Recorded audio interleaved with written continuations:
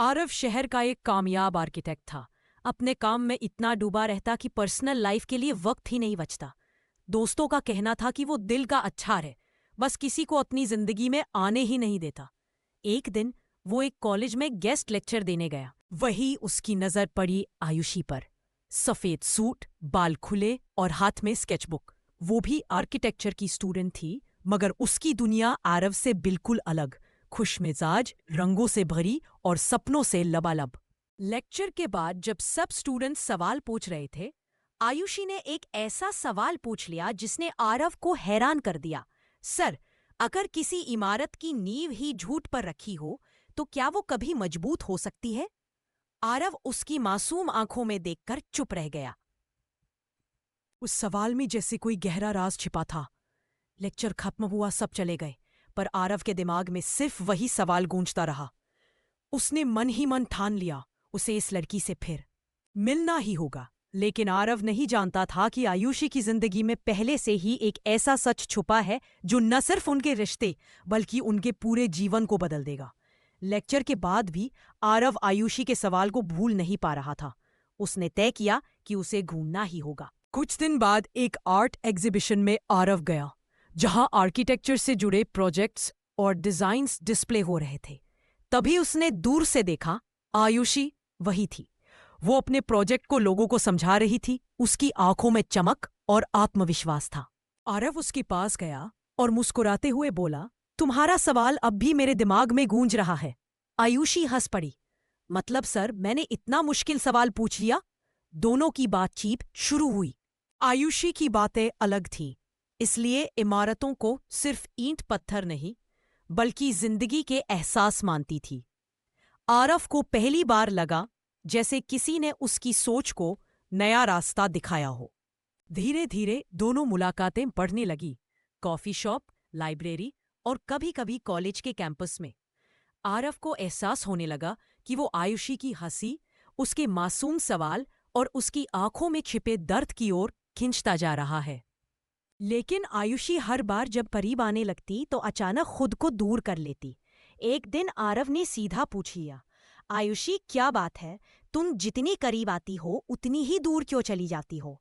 आयुषी की आंखों में आंसू थे। उसने धीमी आवाज में कहा, क्योंकि मेरी जिंदगी की नींव झूठ पर बनी है। अगर तुम सच जान गए तो शायद मुझसे नफरत करोगे। और ये कहकर वो वहां से चली गई। आरव वही खड़ा रह गया, हैरान और बेचैन।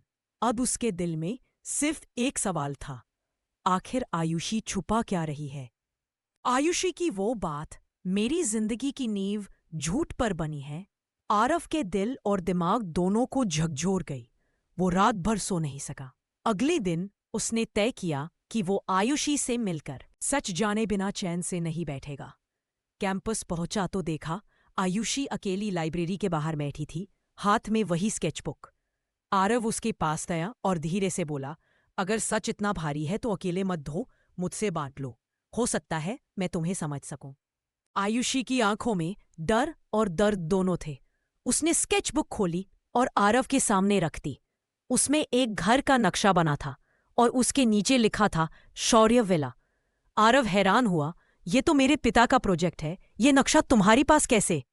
आयुषी कांपते हुए बोली, क्योंकि मैं उसी घर में रहती हूं, पर उस घर की नींव में एक गुनाह दबा है। आरव की सांस अटक गई। गुनाह? कैसा गुनाह? आयुषी की आंखों से आंसू बह निकले। तुम्हारे पिता और मेरे पिता कभी बिजनेस पार्टनर थे, लेकिन जिस रात शौर्य विला की नींव रखी गई, उसी रात मेरे पापा की मौत हो गई। और सबने कहा कि वो एक हादसा था, लेकिन मेरी माँ कहती है ये हादसा नहीं है, बल्कि एक साजिश थी। आरव के पैरों तले जमीन खिसक गई। तुम कहना क्या चाहती हो कि मेरे पिता ने तुम्हारे पिता को मारा? आयुषी ने नजरें झुका ली। मुझे नहीं पता सच क्या है, पर अगर ये सच हुआ तो सोचो आरव, हम कभी एक दूसरे के नहीं हो सकते। आरव का दिल जैसे टुकड़ों में बिखर गया। अब उसके सामने सिर्फ दो रास्ते थे, एक तरफ आयुषी का प्यार और दूसरी तरफ उसके अपने पिता का नाम, जिस पर शक की परछाई पड़ रही थी।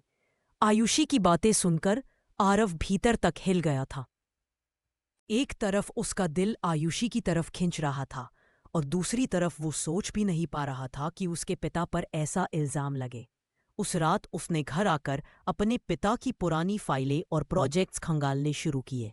पुराने ड्रॉर्स में उसे शौर्य विला प्रोजेक्ट से जुड़ी कई फाइलें मिली, लेकिन अजीब ये था कि कुछ पन्ने गायब थे, जैसे जानबूझकर हटाए गए हों। अगले दिन आरव अपने पिता से मिलने गया। डैड, शौर्य विला प्रोजेक्ट में आपके पार्टनर मिस्टर त्रिपाठी थे ना? उनकी अचानक मौत कैसे हुई थी? उसके पिता का चेहरा एक पल को सख्त हो गया। फिर वो सामान्य होकर बोले, वो बस एक हादसा था आरव। पुरानी बातों को कुरेदने का कोई फायदा नहीं। लेकिन आरव की दिल को सुकून नहीं मिला। वो और गहराई से पता लगाने लगा। वर्कर से बात की, प्रोजेक्ट के इंजीनियर से मिला। एक बुरा मजदूर उसे मिला जिसने नींव के वक्त काम किया था। उस बूढ़े ने धीरे से कहा, बाबूजी, उस रात नींव में सीमेंट मिलाने से पहले बहुत बहस हुई थी। मैंने देखा था मिस्टर त्रिपाठी बहुत गुस्से में थे और फिर अचानक वो गड्ढे में गिर गए। लोग कहते हैं हादसा था, लेकिन मैंने किसी को धक्का देते हुए भी देखा था। आरव की सांस थम गई। किसने धक्का दिया था? बूढ़ा चुप हो गया और बोला, नाम मत पूछो बाबूजी, नहीं तो मुसीबत में पड़ जाओगे। आरव अब और उलझ गया था। क्या आयुषी की मां सही कह रही थी? क्या सच में उसके पिता ने? उसी रात आरव को आयुषी का मैसेज आया, कल रात 8 बजे पुरानी फैक्ट्री के पास मिलो। मैं तुम्हें कुछ ऐसा दिखाना चाहती हूं जो सब बदल देगा। आरव का दिल धड़क उठा। क्या अब वो सच जानने वाला है या फिर कोई और बड़ा राज सामने आने वाला है? अगली रात आरव तय वक्त पर पुरानी फैक्ट्री के पास पहुंचा। चारों तरफ सन्नाटा था। सिर्फ टूटी खिड़कियों से आती हवा की आवाज सुनाई दे रही थी। आयुषी पहले से वहां खड़ी थी, हाथ में एक पुराना फाइल बैग लिए। आरव पास आया तो उसने कहा, ये बैग मुझे मम्मी के कमरे में अलमारी के पीछे मिला। इसमें मेरे पापा की डायरी और कुछ डॉक्यूमेंट्स है। आरव ने बैग खोला। अंदर से उसे एक डायरी मिली जिसमें मिस्टर त्रिपाठी ने अपने बिजनेस नोट्स और पर्सनल बातें लिखी थीं। एक पन्ने पर लिखा था, शौर्य विला की नींव में गड़बड़ है। मैंने आरव के पिता से कहा है कि ये गलत है, लेकिन वो मेरी बात मानने को तैयार नहीं। अगर मैंने ये प्रोजेक्ट रोका तो उनका सब कुछ दांव पर लग जाएगा। मुझे डर है कि वो कुछ बड़ा कदम उठा सकते हैं।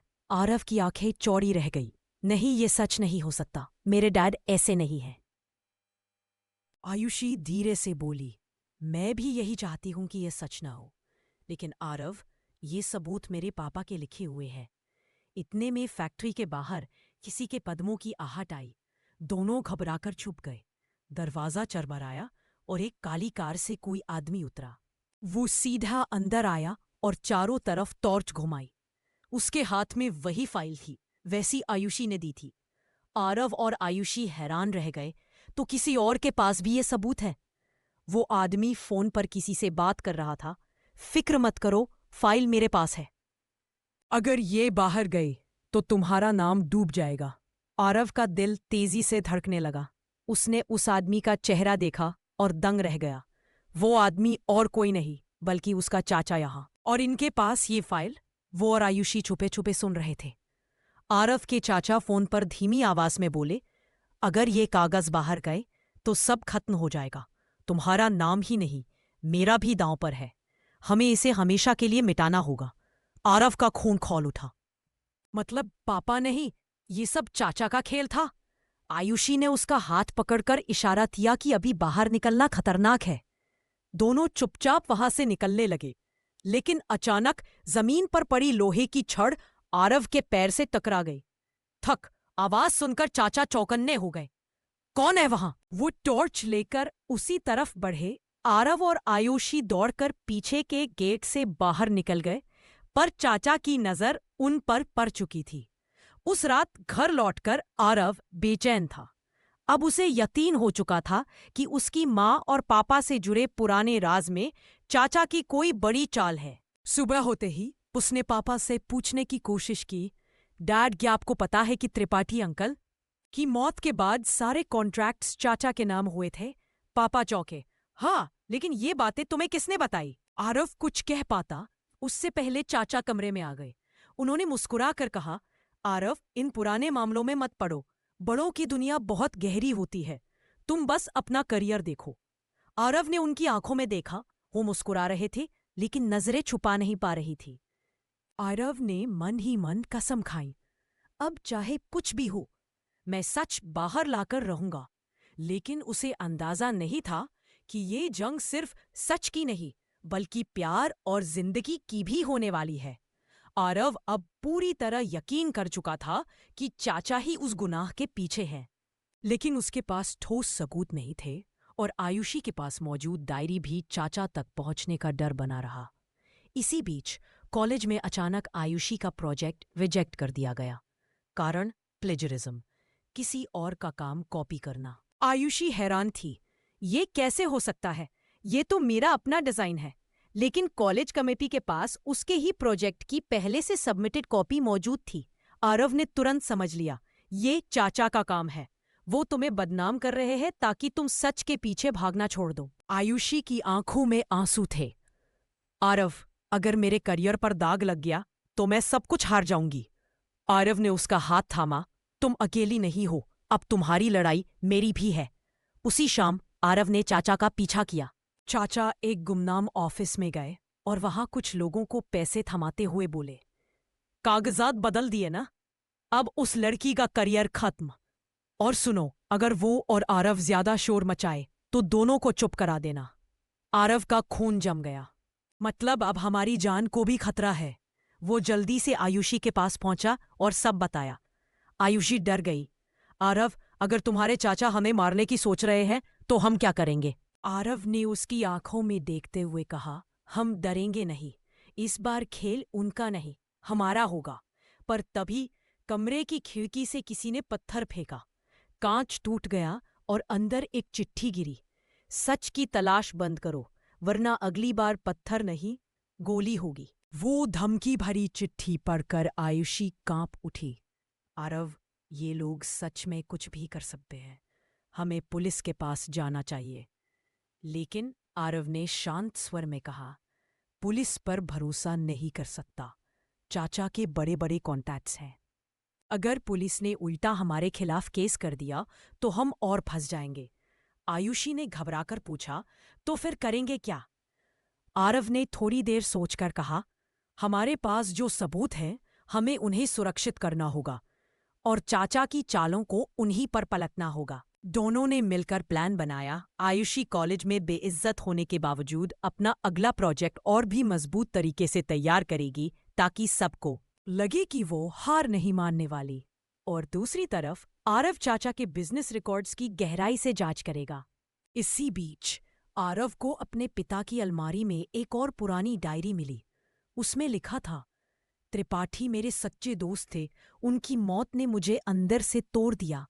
लेकिन सच्चाई सबके सामने नहीं ला पाया, क्योंकि अपने ही भाई पर इल्जाम लगाना मुझे बर्बाद कर देता। आरव की आंखों में आंसू आ गए। मतलब पापा सच्चाई जानते थे लेकिन चुप रहे। उसने ठान लिया, अब मैं वो गलती नहीं दोहराऊंगा। चाचा को बेनकाब करना ही होगा। उस रात दोनों ने मिलकर चाचा के ऑफिस की सीसीटीवी फुटेज चुराने का प्लान बनाया, जहां वो पैसे बांटते थे। लेकिन जैसे ही वो दोनों ऑफिस के पास पहुंचे, अचानक पीछे से गाड़ियों की हेडलाइट जली। 4 लोग बंदूक लिए उतर आए और उनके बीच में खड़े थे आरव के चाचा। उन्होंने ठंडी मुस्कान के साथ कहा, बहुत शौक है जासूसी का, अब देखो इसका अंजाम क्या होता है। रात का सन्नाटा, फैक्ट्री एरिया की वीरानी और सामने खड़े चाचा के गुंडे आरव और आयुषी के लिए ये पल जैसे किसी बुरे सपने जैसा था। चाचा धीमी आवाज में बोले, आरव, मुझे अफसोस है कि तुझे सच्चाई जाननी पड़ी, पर अफसोस और भी बड़ा होगा क्योंकि अब तू और ये लड़की कल का सूरज नहीं देख पाओगे। गुंडों ने आगे बढ़कर दोनों को पकड़ लिया। आयुषी डर से कांप रही थी, लेकिन आरव ने उसका हाथ कसकर पकड़ा। आरव ने हिम्मत दिखाते हुए कहा, चाचा, अगर आपको लगता है कि सच दब जाएगा तो आप गलत हैं। आपके किए का सबूत मेरे पास है। चाचा ठहाका मारकर हंसे, सबूत? सबूत तो अब मेरे हाथ लगेगा और तुम दोनों मिट्टी में। इतना कहकर उसने गुंडों को इशारा किया। गुंडे दोनों को पीछे की तरफ पुराने गोदाम में ले गए, लेकिन तभी अचानक बिजली गुल हो गई। चारों तरफ अंधेरा छा गया। अंधेरे में आरव ने आयुषी से फुसफुसाकर कहा, अब या कभी नहीं, भागो। दोनों ने जोर लगाकर गुंडों को धक्का दिया और भागते हुए पीछे के टूटे दरवाजे से बाहर निकल गए। गोली की आवाज गूंजी। धाएं धाएं। गोलियां पास की दीवार से टकराई, लेकिन दोनों किसी तरह जान बचाकर भागते रहे। सांसें फूल चुकी थी, पर आखिरकार वो शहर की तरफ पहुंच गए। आरव ने आयुषी को देखकर कहा, अब ये खेल और खतरनाक हो गया है, लेकिन इसका मतलब है कि हम सच के और करीब पहुंच चुके हैं। आयुषी ने कांपती आवाज में कहा, आरव, अगर हमें सच सामने लाना है तो सिर्फ अपने दम पर नहीं होगा, हमें किसी भरोसेमंद इंसान की मदद लेनी होगी। आरव ने गहरी सांस ली। हाँ, और मुझे पता है वो इंसान कौन हो सकता है। आरव और आयुषी रात भर भागते भागते थक चुके थे, लेकिन अब उन्हें समझ आ गया था कि अकेले लड़ना नामुमकिन है। आरव ने कहा, हमें किसी भरोसेमंद की जरूरत है जो कानून और सच दोनों को समझता हो। आयुषी ने घबराकर पूछा, लेकिन कौन? पुलिस तो चाचा के पैसों पर खरीदी हुई है। आरव थोड़ी देर चुप रहा, फिर बोला, मेरे पापा के पुराने दोस्त अद्वैत अंकल, वो अब रिटायर्ड जज है। पापा उन्हें सबसे ईमानदार इंसान मानते थे। अगर कोई हमारी मदद कर सकता है तो वही है। अगले दिन दोनों अद्वैत अंकल के घर पहुंचे। सफेद दाढ़ी, सख्त नजरें, लेकिन आवाज में गहराई। अद्वैत अंकल ने उन्हें ध्यान से सुना। उन्होंने धीरे से कहा, तो तुम्हारे चाचा पर शक है? बेटे, सच कितना भी गहरा क्यों न हो, बाहर जरूर आता है। लेकिन ध्यान रखना, ये लड़ाई आसान नहीं होगी। आयुषी ने डायरी और सारे कागजात उन्हें दिए। अद्वैत अंकल ने पन्ने पलटे और गहरी सांस लेकर बोले, ये सबूत मजबूत है, लेकिन अभी अधूरे हैं। अगर हमें चाचा को बेनकाब करना है तो सीधा नीम वाली रात की सच्चाई पकड़नी होगी। आरव ने पूछा, मतलब? अद्वैत अंकल ने आंखों में चमक के साथ कहा, मतलब उस रात की असली सीसीटीवी फुटेज। सुना है फैक्ट्री के पास का कैमरा आज भी काम करता है, पर टेप किसी के पास छुपा है। अगर वो मिल गया तो खेल खत्म। आरव और आयुषी ने राहत की सांस ली, लेकिन जैसे ही वो दोनों जाने लगे, अद्वैत अंकल ने धीमी आवाज में कहा, और हाँ, अब से हर कदम फूंक फूंक कर रखना, क्योंकि तुम्हारे चाचा को पहले से पता है कि तुम मेरे पास आए हो। दोनों ने एक दूसरे की तरफ देखा, मतलब खतरा अब और भी बढ़ चुका है। अद्वैत अंकल की बातों ने आरव और आयुषी को नई उम्मीद दी। अब उनका अगला मिशन था उस रात की सीसीटीवी फुटेज ढूंढना। अद्वैत अंकल ने बताया कि फैक्ट्री एरिया के पास एक पुराना सिक्योरिटी ऑफिस था। वहां का गार्ड कभी टेप संभालता था।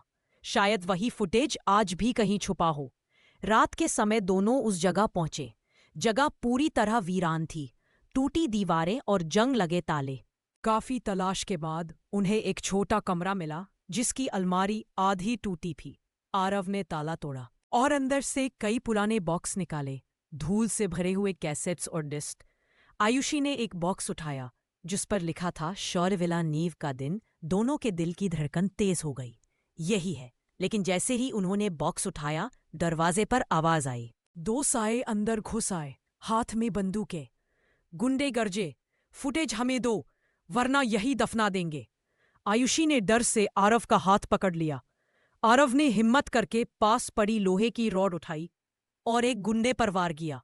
अंधाधुंध लड़ाई शुरू हो गई। हंगामे में फुटेज वाला बॉक्स जमीन पर गिरा और टेप्स बिखर गए। आयुषी ने झटपट असली टेप उठाकर अपने बैग में छुपा लिया। किसी तरह दोनों भागते भागते बाहर आए।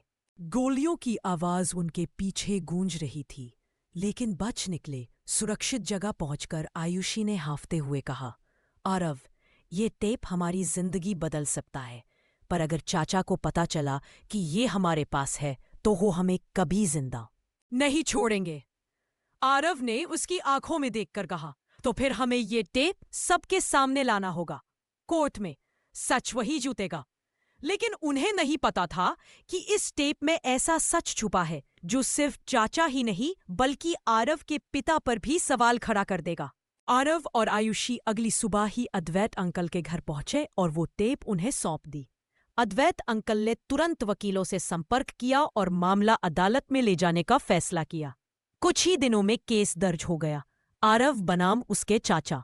आरोप धोखाधड़ी और त्रिपाठी की मौत की साजिश। पहली सुनवाई का दिन कोर्ट रूम खचाखच भरा हुआ था।